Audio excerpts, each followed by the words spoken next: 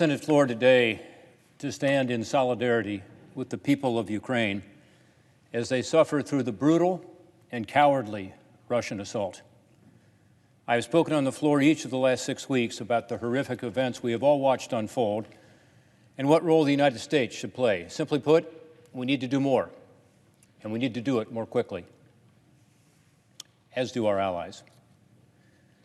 As we talk this evening, the shelling and killing of innocent civilians continues in the dark of night in places like Kyiv and Kharkiv and Mariupol, a beautiful port city being reduced to rubble by a frustrated Vladimir Putin. He seems intent on destroying what he can't have because of the brave, outgunned Ukrainians who refuse to surrender and refuse to live under his despotic rule. Those heroic Ukrainian defenders of their homeland deserve our support. But even if they didn't, this bloody war launched by an authoritarian regime against a peaceful democratic neighbor matters to world freedom, to our own national security. It must not stand, or else all of us in freedom-loving countries are at risk. As we talk this evening, the ruthless bombing continues. Something else is happening. President Biden is getting ready to cross the Atlantic to meet with our NATO partners to talk about next steps. Although nothing has done more to solidify the West than the ruthless Russian attacks, I commend President Biden for the important role he has played in helping keep the alliance together. Now I call on him to lead that alliance, to redouble their efforts, to stop the madness, to ensure that Russia is not rewarded for its war crimes.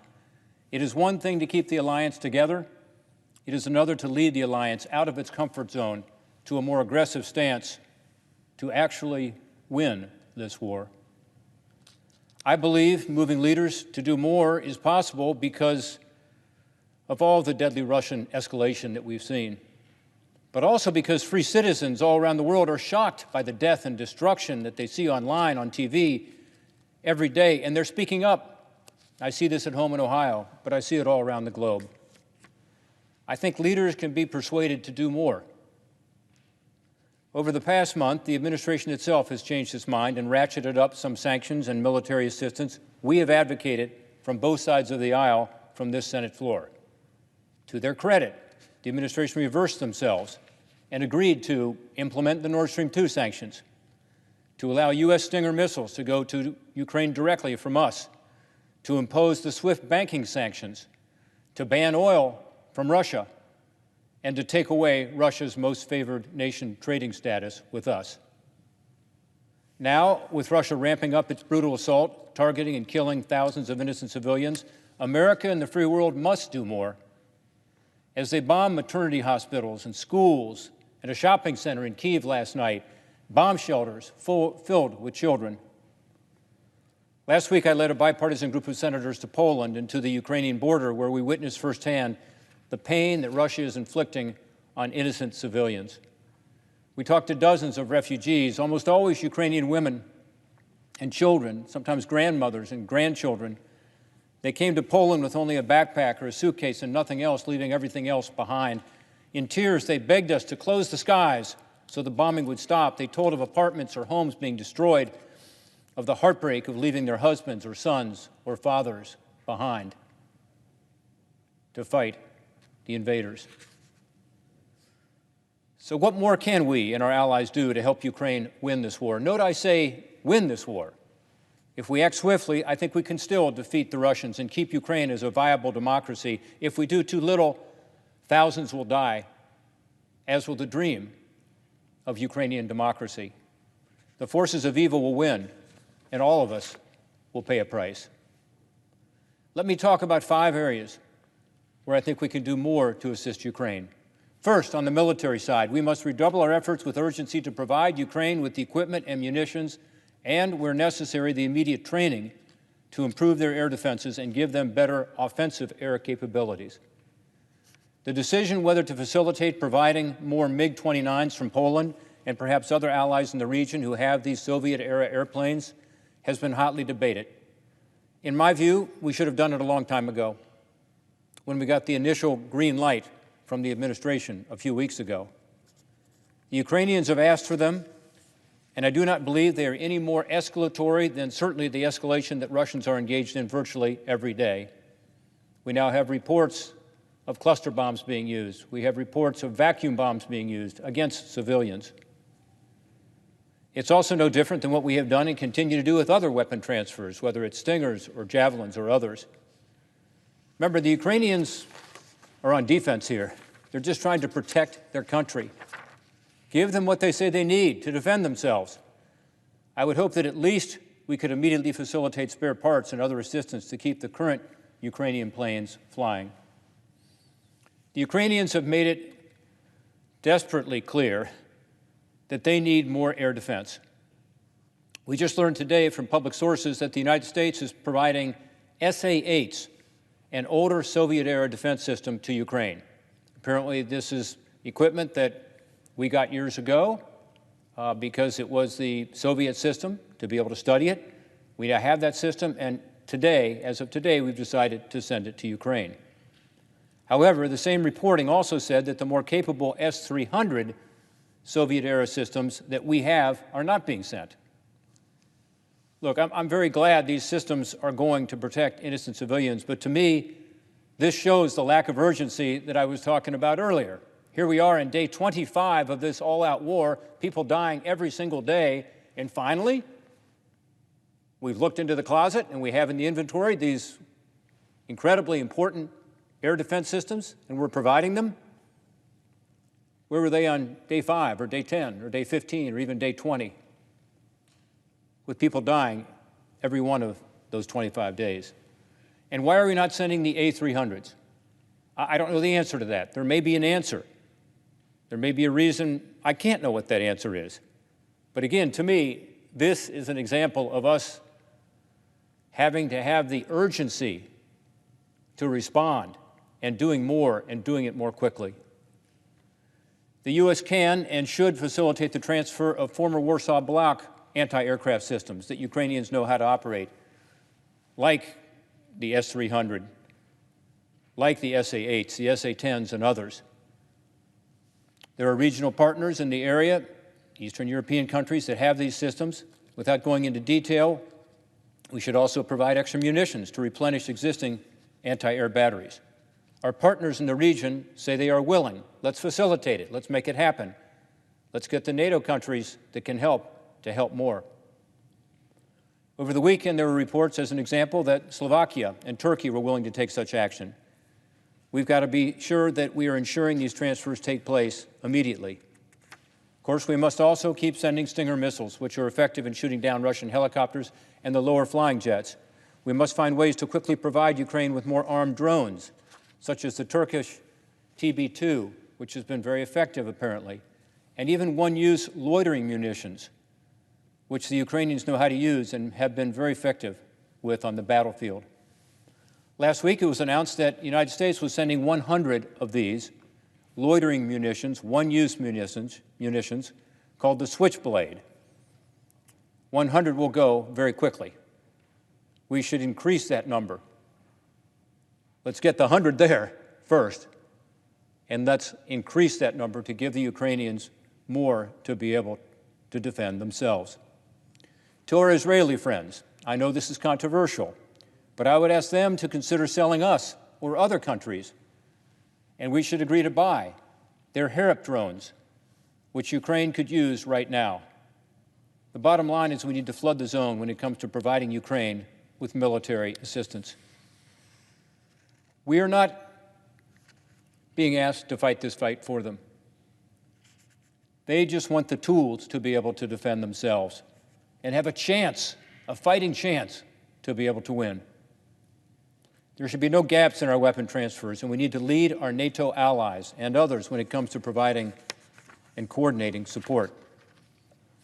Second, we need more sanctions. We need to implement them faster. The sanctions have to bite now, not 2 weeks from now or 2 months from now.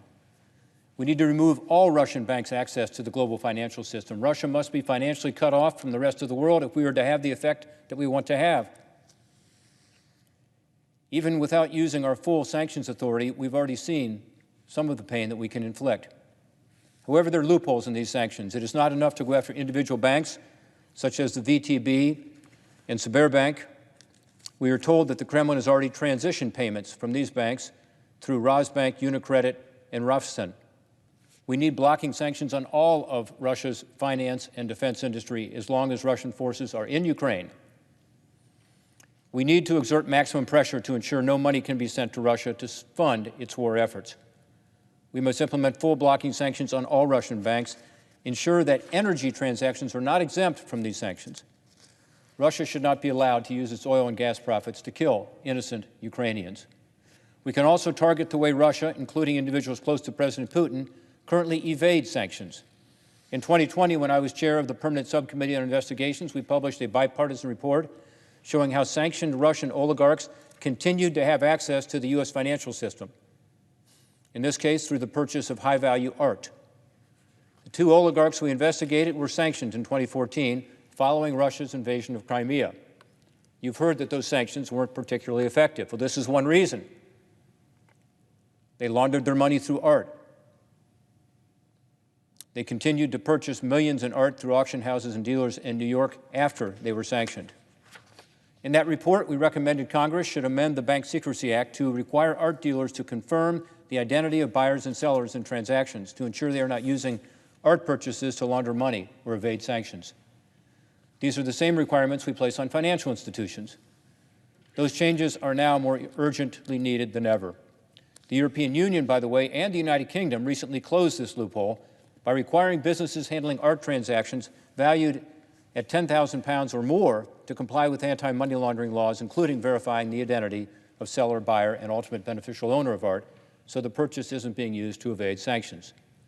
Since the EU and the UK have tightened compliance, the United States, which has the largest art market in the world, becomes now the main target for sanctioned Russians to continue to evade sanctions and launder money through high-value art purchases. If the administration doesn't move on this, we are currently drafting legislation to close this loophole in the United States Senate. Third, on tax treatment, we should suspend our tax treaty with Moscow and explore options to remove other tax benefits from Russian businesses. The United States has income tax treaties with a number of foreign countries to facilitate investment and prevent double taxation of residents and businesses which operate in both countries. Under these tax treaties, residents, not necessarily citizens, of foreign countries are generally taxed at a reduced rate or exempt from U.S. income taxes on certain items of income. It's important to note that these treaties reduce U.S. taxes for Russian residents and businesses, but generally don't reduce the taxes of U.S. citizens or U.S. treaty residents. Instead, they would reduce Russian taxes for U.S. citizens. President Biden has the constitutional authority to suspend our tax treaty between the United States and the Russian Federation. We need to pursue all options to isolate Russia and make it clear that there are consequences for these actions. The tax treaty is one more way to do that. We should also follow the UK and suspend the exchange and sharing of tax information with Russia and Belarus. With Russia's hostile actions toward Ukraine, we should no longer incentivize U.S. investment in Russia or provide preferential tax treatment for Russian investment in the United States.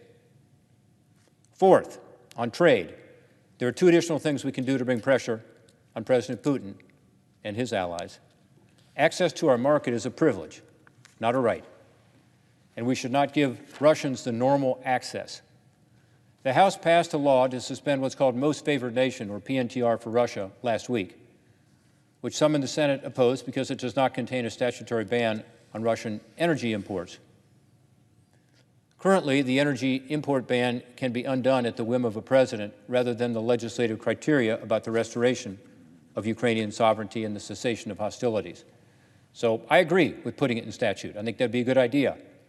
But I also believe the urgency of the moment means that we have to find a way to stop preferred access to our market. Let's do it this week. The International Trade Commission should also bring the full might of U.S. trade remedy law to bear on Russian companies, which trade unfairly, similar to how we treat Chinese companies. Last week, I sent a bipartisan letter with Senator Brown to the ITC on this topic. The Commission is required by law to consider all relevant economic factors which have a bearing on the state of industry in the United States.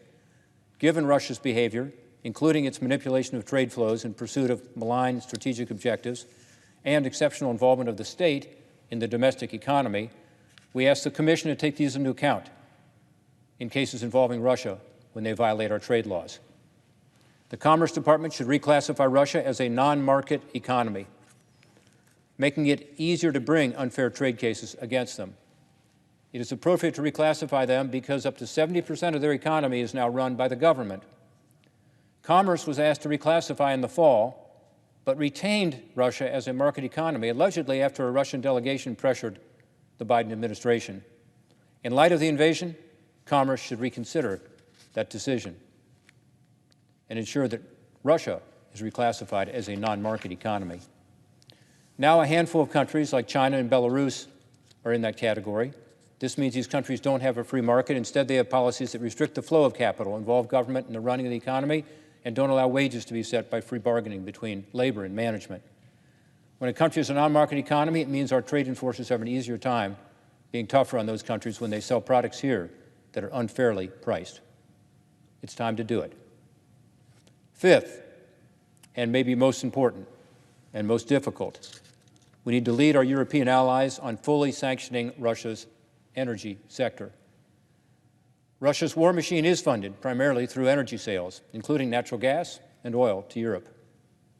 Probably the best way to persuade those persuadable in Russia is to cut off those resources, as we are doing here in the United States. It's going to be a lot more difficult for our allies in Europe to do that, because many are dependent on Russian energy. But there are many steps the United States and other allies like Qatar can take to expand energy production here at home and help our allies abroad. LNG export contracts need to be finalized now, and the export and import terminals quickly expanded, and that can be done. Further, the Treasury Department's announcement that sanctions against Russia's biggest banks, including VTB Bank, do not apply to energy transactions until June 24th. June 24th may be too late. That's unacceptable. We need to change that Treasury Department approach to sanctions against those biggest banks and ensure that we are applying them to energy transactions as soon as possible. I would advocate to a similar approach in how we designated Iranian entities in 2018 when we left JCPOA.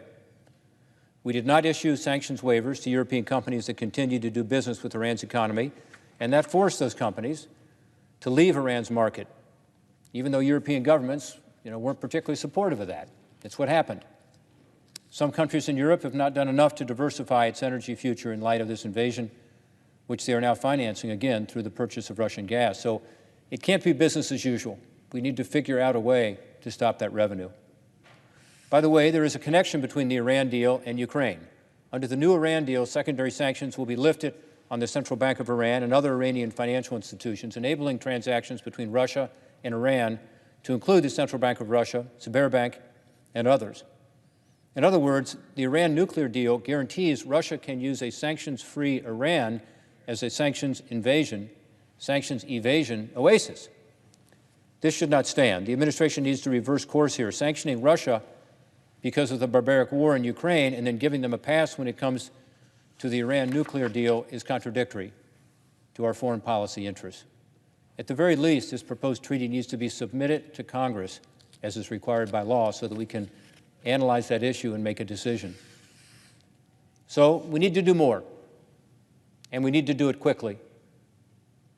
I've outlined some of the actions we can take, and we should act fast to let the people of Ukraine know that we stand with them. The popular Ukrainian rallying cry, Slava Ukraina, when translated into English, is glory to Ukraine. Slava Ukraina, to which the response is glory to the heroes, Heroyam Slava. And in the midst of this atrocity, there are so many heroes to glorify in Ukraine. The soldiers, professionals and civilians alike, the doctors and nurses and firefighters and the volunteers who are providing food and water and blankets. We pray for them all. We pray for their families. Godspeed to the people of Ukraine in their simple and profound quest, a battle for a free and independent Ukraine.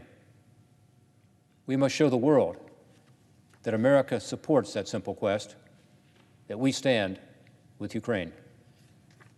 Thank you, and I yield the floor.